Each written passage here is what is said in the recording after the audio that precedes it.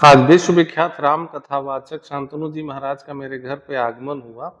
इससे पहले कि आगे की बात बताऊं, मैं बताना चाहता हूं कि जैसे ही मैंने फेसबुक पे अपडेट डाला कि शांतनु जी हमारे गांव में आए हुए हैं कथा करने के लिए, तो अमेरिका से प्रशांत भैया ने कहा कि यार गुरु जी आपके गांव गए हुए हैं और उनको तुरंत बुलाइए और अपने घर लेके जाइए। तो उन्हीं का सारा ये अरेंज किया हुआ था।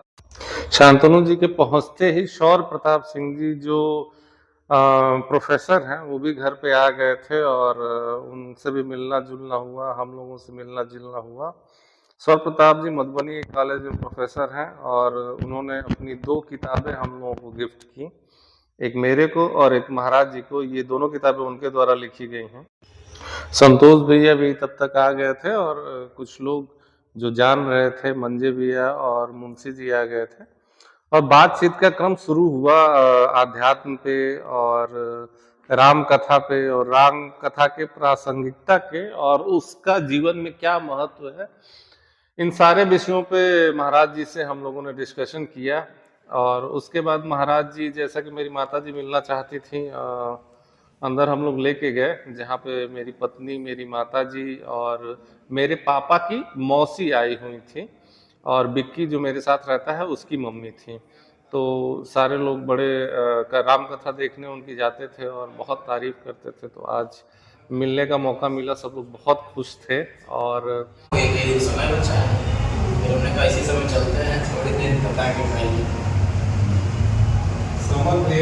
जब बातें करना शुरू किया तो विश्वास मानिए कि आजकल के दौर में इस तरह के बातें जो आज के लिए प्रासंगिक हैं, आज का जो जीवन, आधुनिक जीवन चल रहा है उसके लिए प्रासंगिक है, उन सारों पे जो अपना तर्क दिया, जो अपना मत दिया, जो सुझाव दिया, वो नॉर्मली आप किसी और साधु संत से मैंने एक्सपेक्ट भी नहीं कर सकते हैं।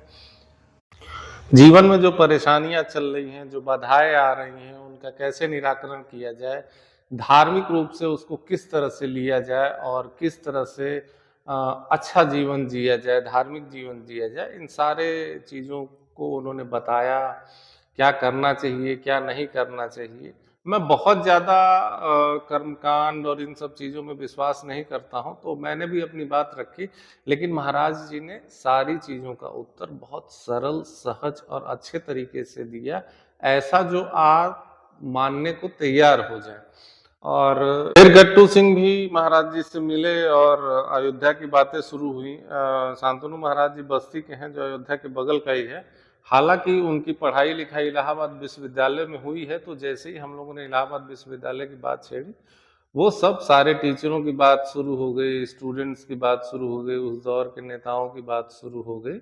हालांकि महाराज जी हम लोगों से काफ़ी सीनियर रहे हैं, लेकिन तब भी ज़्यादातर जो टीचर थे या छात्र नेता थे या जो लोग फेमस हुए हैं, बड़े पोस्टों पे गए हैं, आईएएस बने, आईपीएस बने हैं या और क्षेत्र में उत्तीर्ण कर रहे हैं, उन सारे लोगों की बातें खोली गई। और काफ़ी कुछ मैच कर रहा था तो वो भी बड़े शौक थे। उन्होंने बताया कि बलिया में बहुत सारे लोग यूनिवर्सिटी से पढ़े हुए हैं और जैसे ही उन लोगों को पता चला वो लोग मिलने के लिए आने लगे।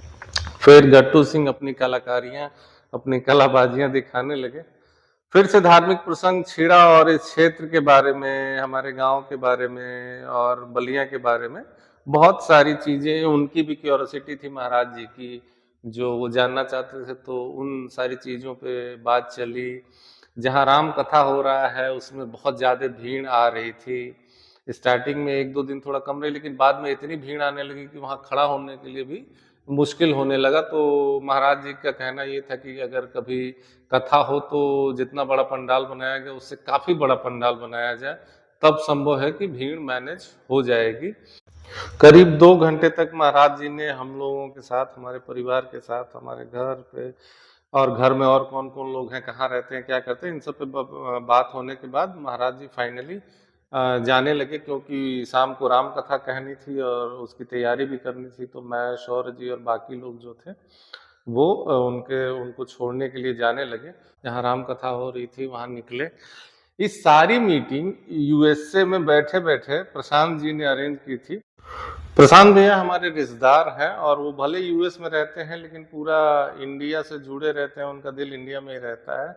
और हर चीज़ पे, हर अपडेट पे नज़र रखते हैं।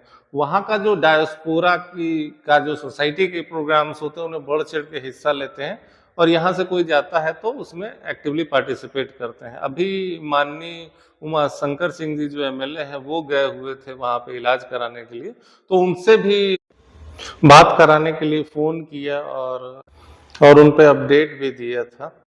फाइनली हम लोग महाराज जी को लेकर के पहुँच गए उनके आश्रम में और जहाँ वो रुके हुए थे, और माता जी ने जो फल की टोकरियाँ दी थी, कुछ द्रव्य के रूप में दक्षिणा दिया था, उनके लिए कपड़े दिए थे, वो सारी चीज़ें गाड़ी में से निकाल के हम लोग उनके कमरे तक पहुँचाए, प्रोफ़ेसर साहब और मैं खुद अपने हाथ से उठा करके लेके गए और संकल्पपुरा में जहाँ वो थे, वहाँ हम लोग पहुँचे। प्रशांत भैया महाराज जी के बहुत पुराने शिष्य हैं और बहुत धर्म के काम में बहुत एक्टिवली पार्टिसिपेट करते हैं और कंट्रीब्यूट भी करते हैं। फाइनली हम लोग पहुंच गए महाराज जी के स्थल पे। फिर महाराज जी से आशीर्वाद लेके हम लोग विदा हुए कि राम कथा में शाम को मिलेंगे।